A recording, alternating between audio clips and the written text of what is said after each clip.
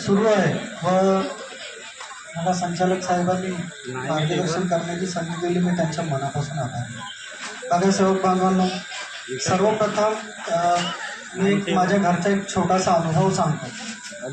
माझ्या घरी मागच्या वेळेस 15 दिवसाआधी किंवा महिन्याभरी आधी चर्चा बैठक झाली. त्या चर्चा बैठकीमध्ये एक अनुभव मी आपल्या स्वतःच्या डोळ्यांनी पाहिला. खूप सेवक एक जुनं मार्गदर्शन ऐकलं होतं मी. त्या मार्गदर्शनामध्ये त्या सेवकांनी त्यांना पुन्हा एक नवीन जन्म दिला आणि म्हटलं की सेवकांना तू मार्गदर्शन कर. हे माझ्या बुद्धीनुसार आणि माझ्या क्षमतेनुसार मी त्यांना सांगू शकतो. याच्या व्यतिरिक्त मी दुसरं काही बोलू शकत नाही. आणि त्याचप्रमाणे मी सर्व सेवक आणि सेवकिनीला विनंती करतो. आणि पुन्हा एकदा हा आपला परिवार आहे. या परिवारामध्ये आपल्याला सर्वांना घेऊन चालणं हे आपलं कर्तव्य आहे आणि आपलं काम.